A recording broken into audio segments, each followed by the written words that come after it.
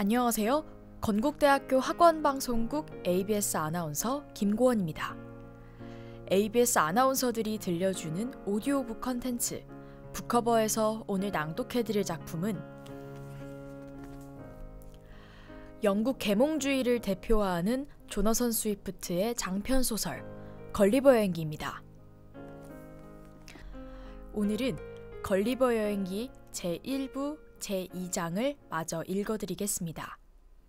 또 그에 비례하여 양질의 빵과 와인, 기타 주류도 함께 제공해야 한다. 황제는 이어 그 비용을 국고에서 지불하라고 재무부에 명령을 내렸다. 이 비용과 관련하여 황제는 주로 자신의 영지에서 나오는 수입으로 충당했고 시민들에게는 특별한 경우를 제외하고는 세금을 거두지 않았다. 시민들은 전쟁에 나설 때 자기 비용으로 참가해야 하는 의무를 지키고 있기 때문이었다. 또한 간의 하인으로 600명이 내게 배정되었다. 이 하인들에게는 숙식비에 해당하는 임금이 지불되었고 편의를 위해 내 집 문 양옆에 그들을 위한 텐트가 설치되었다. 또 그 나라의 풍습에 알맞은 옷을 내게 지어주라고 300명의 재봉사에게 지시가 내려졌다. 폐하의 측근인 6명의 대학자들이 나에게 그들의 언어를 가르쳐주는 임무를 부여받았다. 마지막으로 황제의 엄마들, 귀족의 말들, 그리고 근위부대 등이 내가 보는 데서 훈련을 함으로써 산악 인간에게 빨리 익숙해지라는 명령도 내려졌다. 이런 명령들은 즉각 실시되었다. 그리고 약 3주 동안에 나는 그들의 언어를 배우는 일에 큰 진척을 보였다. 그 기간에 황제는 자주 나를 찾아와서 학자들이 나를 가르치는 일을 거들었다. 우리는 이미 어느 정도 의사소통이 되었다. 내가 제일 먼저 배운 말은 폐하께서 빨리 나를 자유롭게 풀어주었으면 좋겠다는 나의 소망을 표현하는 것이었다. 나는 날마다 무릎을 꿇고 그 말을 되풀이했다. 내가 알아듣는 범위 내에서 그의 대답은 이러했다. 그것은 시간이 걸리는 일이며 내각의 조언이 없이는 생각조차 할 수 없는 일이다. 먼저 루무스 켈빈 페소 데스마르론 엠포소 해야 한다. 풀이하면 황제와 그의 왕국에 평화를 맹세하라 이다. 그러나 너를 최대한 친절하게 대해주도록 하겠다. 그러니 인내심과 신중한 행동으로 본인과 신하들의 호감을 얻도록 하라. 황제는 또 해당 관리에게 내몸수색을 하도록 지시를 내리겠으니 그것을 나쁘게 받아들이지 말라는 말도 하였다. 내가 몸에 위험한 무기들을 지니고 있을지 모른다고 우려하기 때문이었다. 그는 산악 인간의 몸집에 걸맞는 물건들이라면 틀림없이 위험한 무기일 것이라고 부연했다. 나는 폐하께 조금도 심려하지 말라고 대답했다. 또 지금이라도 내 몸을 탈탈 털고 또 호주머니를 털어서 황제 앞에 내보일 준비가 되어 있다고 말했다. 나는 이것을 몸짓 절반, 말 절반으로 표시했다. 황제는 왕국의 법률에 의하여 2명의 황실 관리가 수색해야 한다고 대답했다.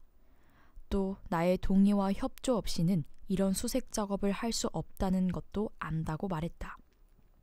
황제는 나의 관대함과 공정함을 아주 높이 평가하기 때문에 2명의 관리의 목숨을 내 손에 맡긴다고 말했다.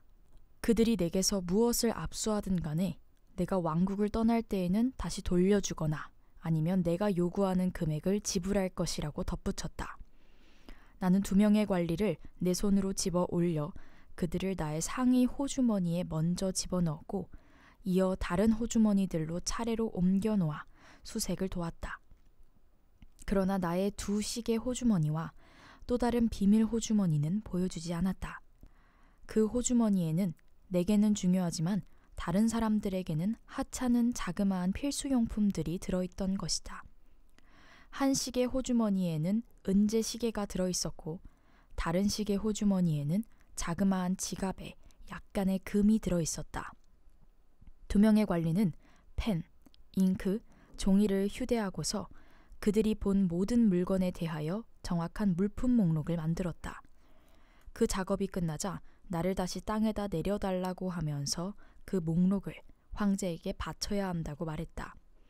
나는 후에 이 목록을 한자 한자 있는 그대로 영어로 번역했는데 다음과 같았다.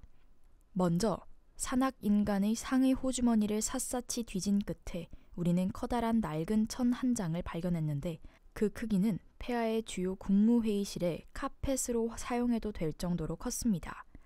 왼쪽 주머니에는 커다란 은재 괴짝이 들어있었는데 역시 같은 은으로 된 뚜껑으로 달려 있었습니다. 우리 수색자들은 그 괴짝을 들 수가 없었습니다. 우리는 그것을 열어달라고 요청했습니다.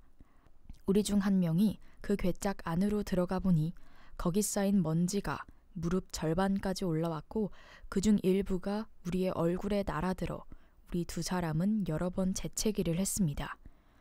오른쪽 조끼 주머니에서는 우리는 얇은 하얀 물질의 덩어리를 발견했는데 그 물질들은 층층이 포개어져 있었고 사람 3명 정도의 크기였으며 단단한 줄로 묶인 데다 검은색 무늬가 표시되어 있었습니다. 천박한 의견이지만 우리는 그것을 메모장이라고 생각하는데 글자 한자가 거의 우리 손바닥만 했습니다. 왼쪽 조끼 호주머니에는 일종의 도구가 있었는데 그 등에는 20개의 기다란 기둥이 튀어나와 있었습니다. 그 형상은 폐하 궁정의 쇠 울타리와 비슷했습니다. 우리는 산악인간이 이 도구로 머리를 빗는다고 짐작했습니다. 이렇게 짐작한 것은 우리가 그에게 자주 질문을 하지 않았기 때문인데 그에게 우리의 의사를 전달하기가 어려운 탓도 있었습니다.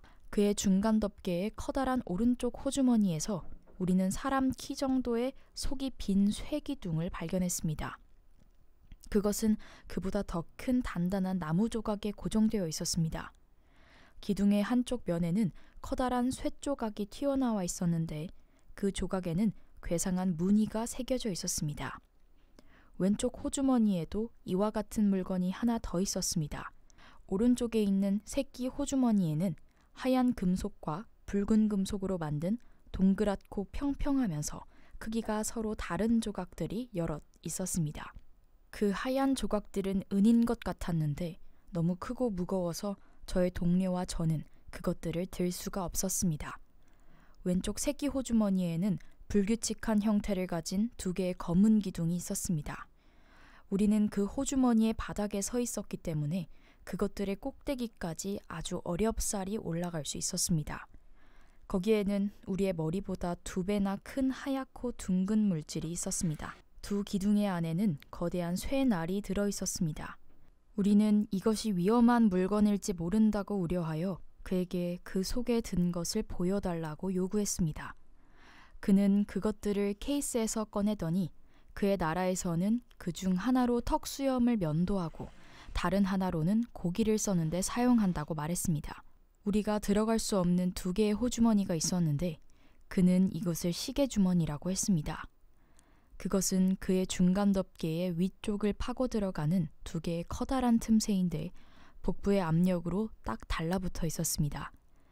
오른쪽 시계주머니에는 커다란 은재 사슬이 걸려 있었고 그 바닥에는 경이로운 기계가 들어 있었습니다. 우리는 그 사슬 끝에 있는 기계를 꺼내 보여달라고 지시했습니다. 그것은 지구의 같이 생겼는데 절반은 은이고 나머지 절반은 다소 투명한 금속이었습니다. 우리는 투명한 금속에 이상하게 생긴 무늬들이 원형으로 배열되어 있는 것들을 보았고 그 무늬를 만져보려 하였으나 투명한 물질이 우리의 손가락을 막아냈습니다. 산악인간이 이 기계를 우리의 귀에 대주었는데 물방앗간처럼 끊임없는 소음이 울려왔습니다. 우리는 그것이 미지의 동물이거나 그가 예배하는 신일 거라고 추측했습니다. 하지만 우리는 후자의 의견이 더 그럴듯하다고 생각합니다. 왜냐하면 그가 그것을 참고하지 않고서는 어떤 일도 하지 않는다고 우리에게 말했기 때문입니다. 그는 그것을 그의 신탁이라고 불렀고 그것이 그가 평생 동안 어떤 행동을 하든 그에게 시간을 가르쳐준다고 했습니다. 왼쪽 시계주머니에서 어부가 어망으로 쓸 만한 커다란 그물을 꺼냈는데 지갑처럼 열고 닫을 수 있게 되어 있었고 실제로 그런 용도로 사용한다고 합니다. 우리는 그 그물 안에서 여러 개의 잡다한 금속 조각들을 발견했는데 실제로 황금이라면 상당한 가치가 있을 것이라고 판단했습니다. 이렇게 하여 우리는 폐하의 명령에 따라 그의 모든 호주머니를 샅샅이 수색했습니다. 우리는 그의 허리에 둘러져 있는 어떤 거대한 동물의 가죽으로 만든 허리띠를 발견했습니다. 그 허리띠 왼쪽에 사람 5명 길이의 단검이 매달려 있었습니다. 그리고 허리띠 오른쪽에는 2개의 방으로 나뉜 쌈지가 매달려 있었는데 각 방은 폐하의 신민 3명이 들어갈 만한 공간이었습니다.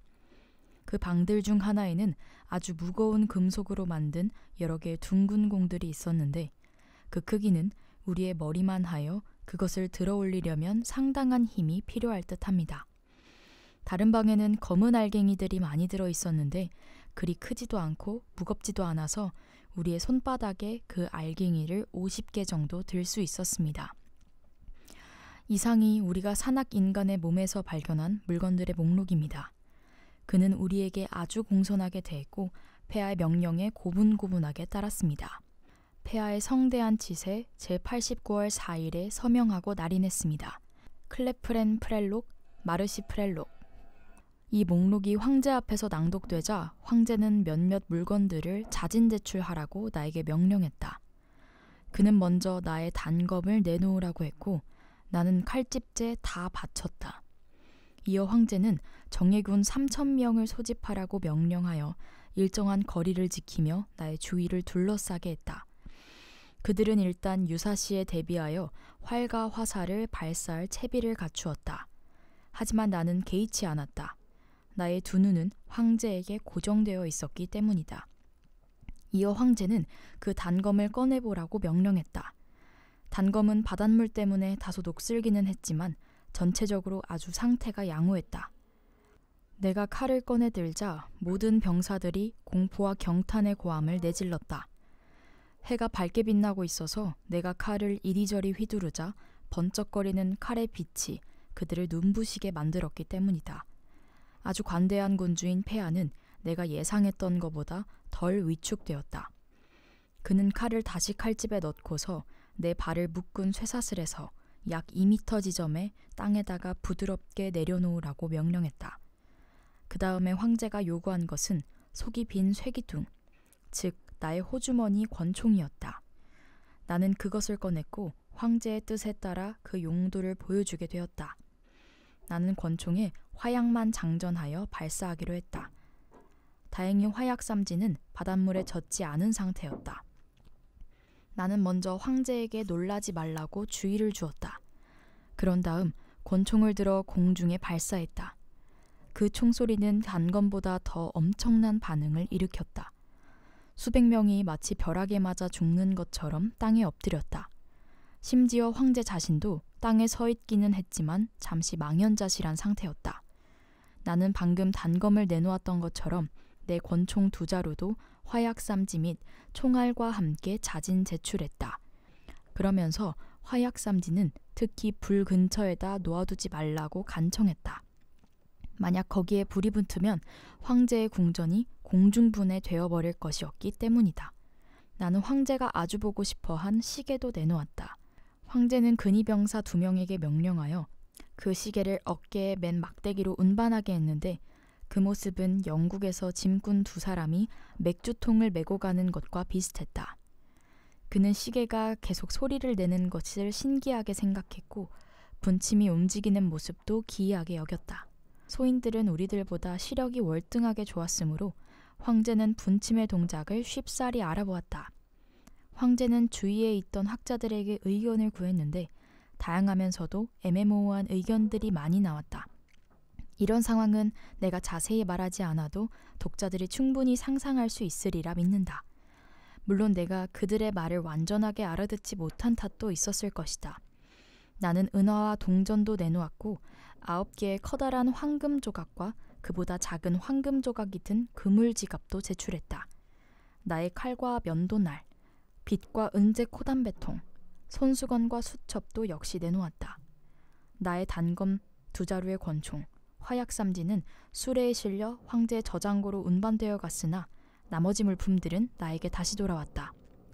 내가 위에서 이미 말한 것처럼 수색을 받지 않은 비밀 호주머니가 하나 있었다. 거기에는 안경, 호주머니 망원경, 기타 사소한 편의품이 들어있었다. 이것들은 황제에게 그리 중요한 것이 아니었으므로 나는 반드시 수색에 응해야 할 의무가 있다고 보지 않았다. 게다가 그것들을 내 품 안에 꼭 끼지 않고 밖에 내놓으면 사라지거나 망가질지 모른다고 우려했다. 오늘은 걸리버 여행기 제1부, 제2장을 마저 읽어드렸습니다. 제3장부터는 어떤 이야기들이 이어질까요? 다음 영상에서 확인해 주시기 바랍니다. 지금까지 ABS 아나운서 김고원이었습니다. 청취해주신 여러분 감사합니다.